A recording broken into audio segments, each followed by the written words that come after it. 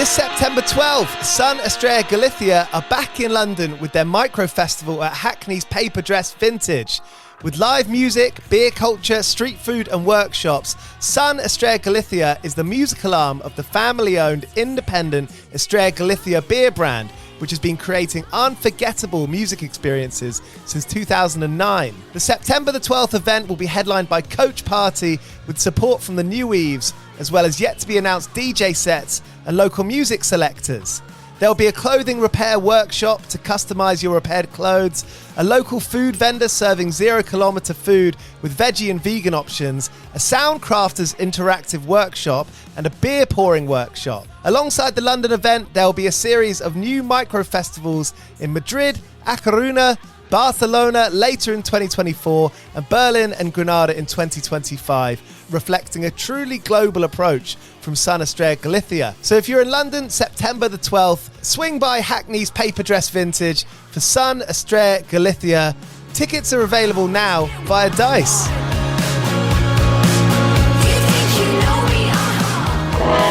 As an independent music podcast, 101 Part-Time Jobs highly recommends DistroKid as the best solution to putting out your own music online.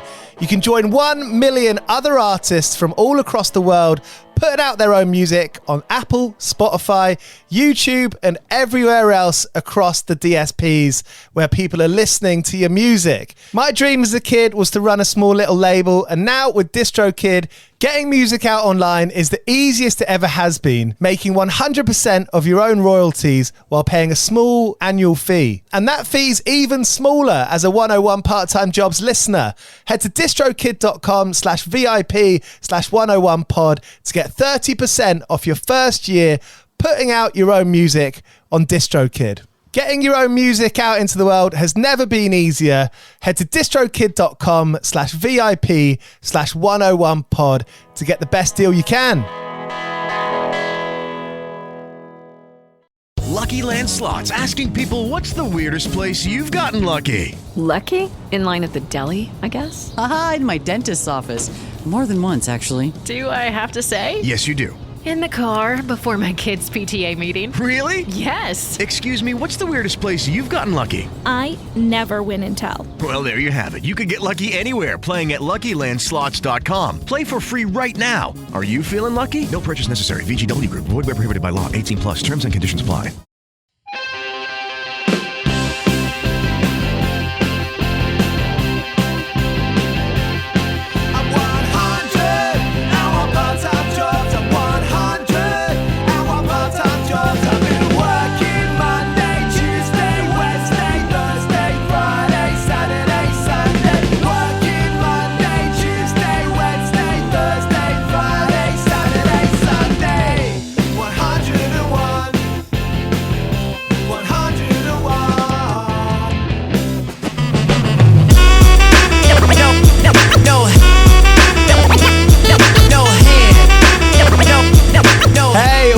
You're listening to 101 Part-Time Jobs. I'm Giles Bidder, and I speak to bands and artists about the one thing that we all got in common, and that's pulling your finger out and getting to work.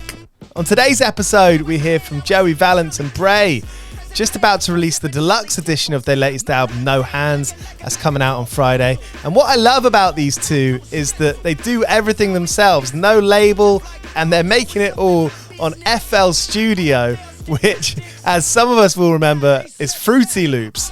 Joey Valence, as we hear, has been producing since he was a kid.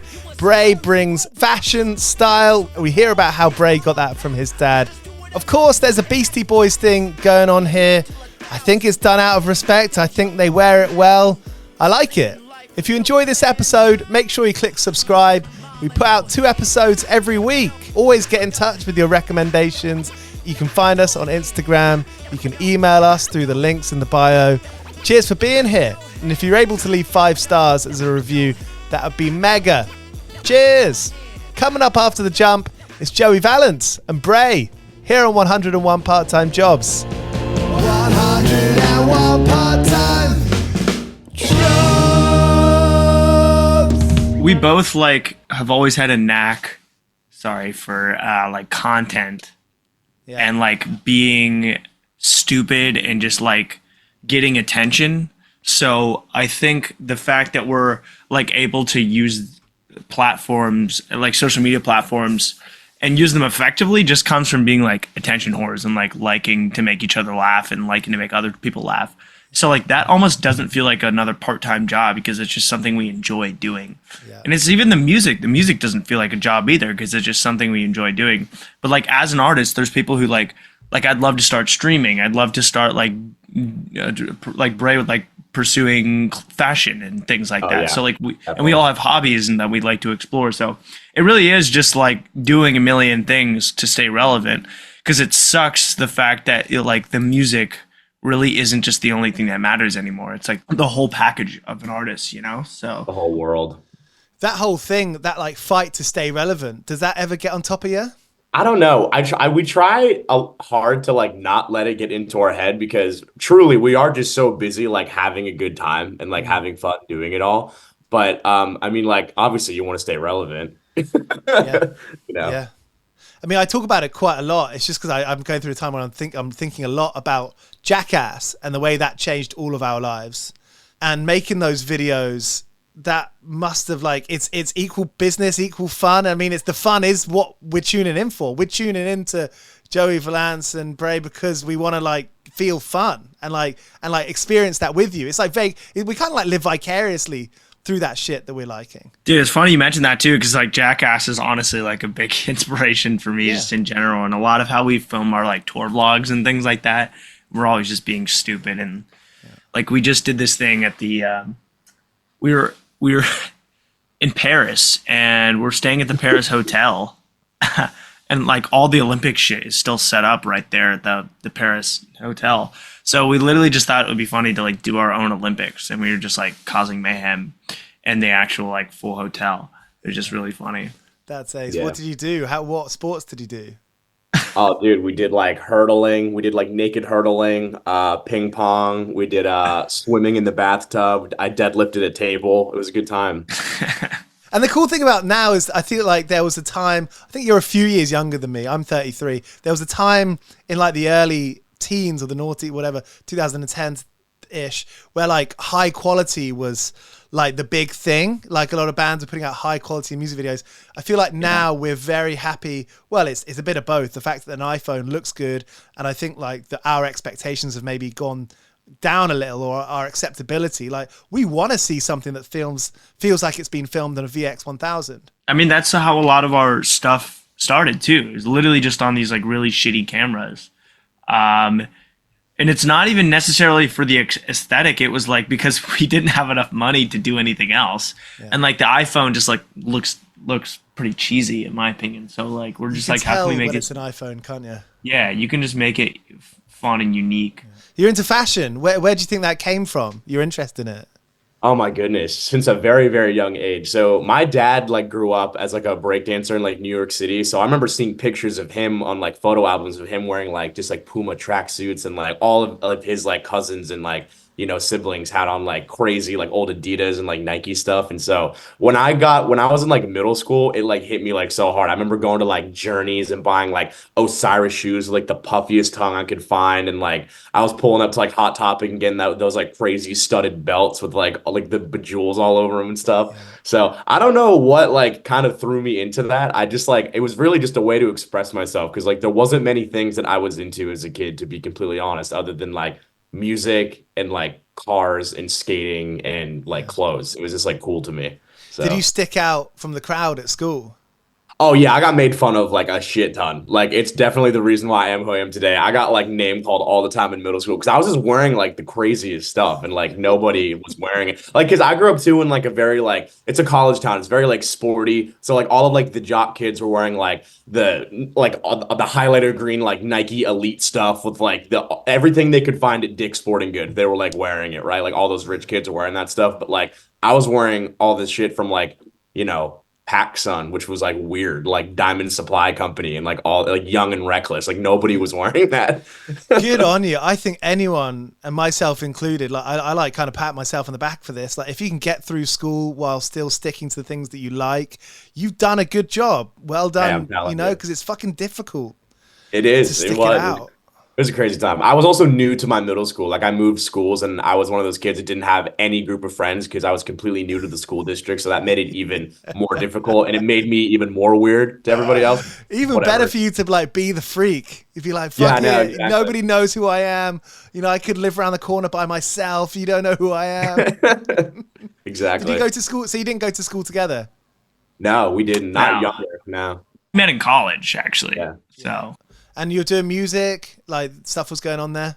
I've been making music since I was like 11 years old. So I actually moved from Virginia to Pennsylvania in the U.S. When I was like 11, and I didn't have any friends either. So I just started making music because I was like super into music. I was really, really into like dubstep and electronic music, and like got influenced by like Daft Punk and obviously like Skrillex and Knife Party and like all this shit. So I started making music, and then long story short, I met Brae my freshman year of college, and we just both had interest in being stupid. And so he would come over to my place, and we would just like fuck around, and I would put on like a really shitty hip hop beat because I never made hip hop stuff. And then we would just like rap on it to be funny. And then that ended up becoming our songs that we make now. So a lot of those artists like Skrillex, that's sort of just the turn of the generation where people were like really, it was getting past Fruity Loops where like people were making stuff from home, but it sounded, you could make stuff that could sound really fucking good, that could hold its own against well-produced records that people spent millions of pounds and dollars on. And you could make this stuff on GarageBand. which is what I do. I mean, I make everything on FL Studio still, so it's just so funny. But yeah, it's true. That was really inspiring because it was like, I had you never think about when you're a kid how music is made. You just think you just think it happens. Like you don't think about it. You just think songs are just like randomly appear. And so I was like just looking up how to do it. And so I downloaded FL Studio and then would just fuck around. And it's just funny that like, and even now kids just have so much power to do everything 100% themselves, which is what we do. So what was the first time, or was it like a friend that you were maybe surprised that they were into it, or the first time an outside person was like, yeah, you know, this is pretty dope? One of my really good friends in middle school, Blaze, like he fucking loved electronic music too, and he like actually liked my music. It was so bad, but he actually liked it, which was the crazy thing. He wasn't like being a friend and supporting it because his friend was making music. He actually enjoyed it, which was so funny. So I had people tell me it was shit all the time, but like I just did it because it was fun to do and it was like an outlet for me. Yeah. So I never really was influenced by other people's opinions about it. I would just make whatever I wanted. But I started like getting a couple followers and everything, but honestly, I never got any like substantial views on my music until I came out with this thing called Sicko Bamba. Sicko Mo by Travis Scott and the song Mo Bamba by Sheck Wes were like huge at the time in like 2018. And I just thought it would be funny to like morph the songs together and make a mix of the two. And then I made a meme of like the Polar Express kid on the train being like, "You guys want to hear Sicko Mo or Mo Bamba?" And it just like exploded. And so that's like how I started getting subscribers on YouTube, and was like, wait, what the fuck? I don't need to try at all to make music. And so you never know, and you just like fuck around. The stuff that you have the most enjoyment doing seems to, and like the things that take the least amount of time and feel the most genuine, just like it's a thought and it's just out there. Mm-hmm. That's the stuff that people respond to, because I think, yeah, there's just like a connection to that. So is that like can that be like a difficult pill to swallow, knowing that you might work on a track for months and it's like, you know, it just doesn't, it's like the stuff that comes out in half a day could be the one that is received? I don't know. It's a great thing because we don't take months to make our tracks. All of our songs are made in like 2 or 3 days, sometimes like a week if we need to work on other things. But we really focus on capturing an exact moment that we have when we get excited about a song. Because if you spend too much time on it, it becomes something that's disingenuous. And you focus too much attention on it, you start changing things, and it's just not that original thought. So yeah. And from a sustainability point of view, you're not like waiting to get into the studio. You're not waiting for a record label release schedule. And also, we don't have anyone telling us that we need to make changes to the songs. Yeah. People are usually very supportive of it. And sometimes it'll be like, try this or try that and just see what happens, just from our close friends and everything. But like, you know, at the end of the day, it's just shit that we make that we find is fun. And we really try not to put a lot of emphasis on overthinking stuff. If you're on Spotify, like DSPs and YouTube, which one like makes the most money? I mean, you don't have to like say a figure, but like, have you like identified like we're making a few more bucks on YouTube than Spotify? Well, it's actually, I mean, Spotify is our main source of streaming income because it has the most amount of people that use the platform for music streaming. I think YouTube has become a place where we've kind of can build more fans, if that makes sense. Yeah. Because we put things like our tour vlogs on there, and we put our music videos. So that's a place where people can come and like interact with us actually and see our personalities that outside of the music. So same with Instagram and TikTok, you know. Because a lot of those videos, you're making them yourself. You're putting like a camera in the top of a room. It's like that latest one that's in like a tennis court. It's like, fuck, you guys are doing this on a shoestring budget. And it looks sick. It looks good. It's just simple, man. Not too much going on. Yeah, and you do it mostly yourself. Yeah, I mean, we have like a good friend who travels with us and is our videographer, and like we're very collaborative with him about the ideas. But yeah, I mean, that song in particular, No Hands, was like the whole idea of the album too is just about like us doing it by ourselves and the fact that we built this from the ground up. So that music video is actually like a big reflection of that. We're like in our bedroom, and the tennis court that we shoot at is like where we shot a music video for the first song we ever made together. So it's just like it's just kind of, you know, just bringing home that idea. But you don't need to be flashy. Again, it's about the music too, and like we focus a lot about like visuals and just like looking cool, but you don't need expensive stuff to do that. I think we just try and execute on with what we have. Not much has like really changed over the years, apart from your audience. That's changed. Yeah. And again, obviously we want to evolve as artists and bring in new ideas, and everybody evolves like that. So we're excited to bring in more ideas and potentially do not even just the idea of more expensive music videos, but executing some of these ideas that we never thought we could do before. Being surrounded by these people who are making some like mad art, like Limp Bizkit, touring with them, that must have had the kind of subtle knock-on effect of being like, you're thinking bigger. You know, you're looking at these bigger places, like these are the sheer amount of people. You're like, okay, how do we speak with these people in a new way? Which is, by the way, that was nuts. Yeah. I think Brae and I both were like, this is the craziest I've seen a crowd react to something in so long.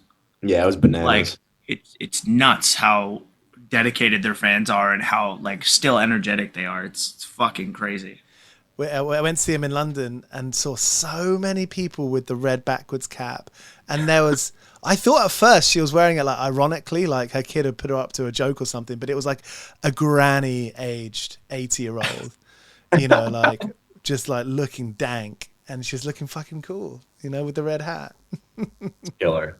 That's the thing. It's like connecting to your audience, and they're such a unique band that they've just built as such a dedicated audience. Yeah. So it's like you make these for life fans, and that's really what you want to do as an artist in every way that you can. I feel like they've played into the joke as well. Like Fred Durst seems to be able to take a joke, and obviously like music and trends are cyclical. Some, you know, people will take the piss out of him 5 years ago, but he's worn it well. Oh yeah, Fred is like the coolest guy. When we were able to meet him, he's just like such a sweetheart. He's a very, very nice dude.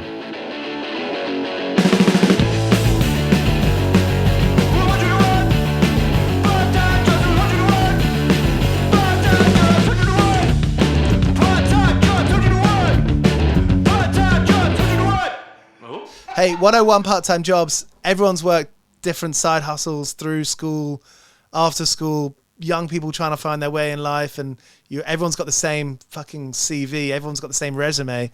So it's difficult to get a job out there. What are your experiences with working side hustles, doing bits on the side? Dude, I've always been working, man. I've always had a job.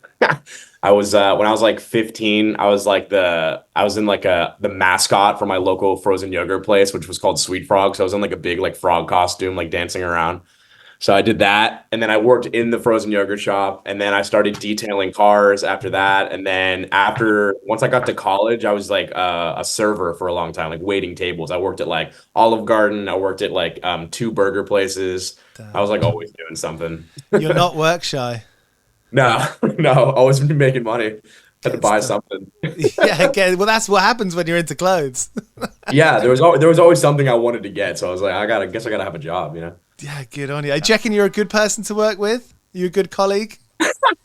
Yeah, I had a good time. I remember when I left Olive Garden, like almost everybody in the restaurant was like super bummed out just because, I mean, like I took my job like serious, like halfway serious, but it was always just like fun to like be around, especially in the restaurant business. Like no one really is there to like, be serious. It's like just a joke of a job, but it was fun.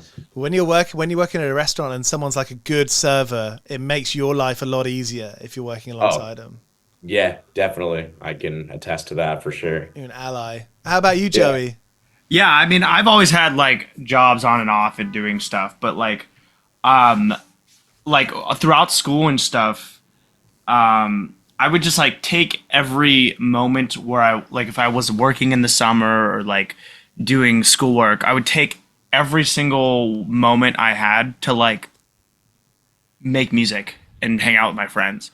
Yeah. Like my passion was so 100% into music, but I like didn't think it was going to become a full-time job, and I never had dreams of it doing that. I did it solely because I enjoyed doing it, and I feel like sometimes the mistake that people make with their passions is they're like, I have to like quit everything and just like do this, and that works out for some people and sometimes it doesn't. I think it's like I think you just take your time and just like do it because it's 100% passionate for you and you love doing it, not because you want to make money. And that's where you'll find the success in it. Like everybody wants to do their passion as their career, but it wasn't my first like thought ever. I just did it on the side and it somehow became, but that's because I loved it so much. But I think you don't have to like mistake putting 1,000 hours into something versus putting 100% of your effort into it. I think if you set zero expectations, like you're never let down. And that's not to say you don't be optimistic and you don't have goals, but just in terms of having like, if your side job is your passion, like just do it because it's your passion. Like I promise that'll be fulfilling for you. And if it turns into a job, it'll work out. And there'll be a time where you'll have to like say, oh, do I want to put more effort into this and more time or quit my job or something? But I think I was also lucky enough to start really early in my life, and I was doing it since I was a kid. So like I had the time and I had a lot of free time when I was done with high school and shit like that. So yeah, I don't know. It's just like, just do anything because you're passionate about it. Have you had to make some difficult decisions about putting the band over other work? I don't know about other work specifically, but it does personally because I fucking just care so much about this and it's been my dream. It can get in the way sometimes of a personal life stuff. Like for example, I just missed like my best friend's wedding, like ever. And it just sucks, but like I care so much about this and want to take every opportunity we have and go on tour for as long as we can and do this. So sometimes that can get in the way. And it's like the same thing if you have a regular job, or there's just give and take from everything. Yeah. And so if you're just really passionate about stuff, you'll make the sacrifices that you need to. But yeah, it definitely does, but just on and off. Hey, good to meet you both. 101 part-time jobs. I know I asked about working part-time hustles. Like, what's the biggest fuck up that you've made at work? I remember when I was training to become a server at Olive Garden, my first table, like literally ever, like I was like doing like the shadow thing where like I had like one of the experienced servers like come with me to a table. The first time I ever took an order, I brought out 4 waters on a tray and just fucking dumped them like on Like I'll never forget it because and it was like a mom, a dad, and like two like teenage kids, whatever. They were super apologetic. They're like, no, it's totally okay. Like it's your first table, like it's not a big deal. They were nice, but then as soon as they left, they like complained about me to the manager and were like, you should like fire that kid. And I'm like, dude, what the fuck? Like they were super nice to my face, but then they were like pissed to the manager. I think they just wanted a free meal and they probably got it, but I'll never forget that. I was so embarrassed. Wow. Let's find them. They might remember me. Hey, if you were in Olive Garden in like 2019 and had water dumped on you, it was definitely me. So. We just gotta look for that. You deserved it. We gotta find that Google review. They deserved it. Yeah, they deserved it. Whatever. Man, Google reviews are so funny. You learn a lot about people in there. Oh, dude, seriously. People are like ruthless in those. It's insane. So that was Joey, Valence and Brae here on 101 Part-Time Jobs. The deluxe edition of their latest album, No Hands, is coming out this Friday. And in November, they're touring around the UK and Europe. They'll be playing in Bristol, London, Leeds, Glasgow, Manchester and Dublin. Some of those look sold out. Others have venue upgrades. So go and check out those dates and spend the night with Joey, Valence and Brae. 101 Part-Time Jobs is hosted by Giles Bidder and produced by me, Olivia Swash. This has been a Mighty Moon Media production.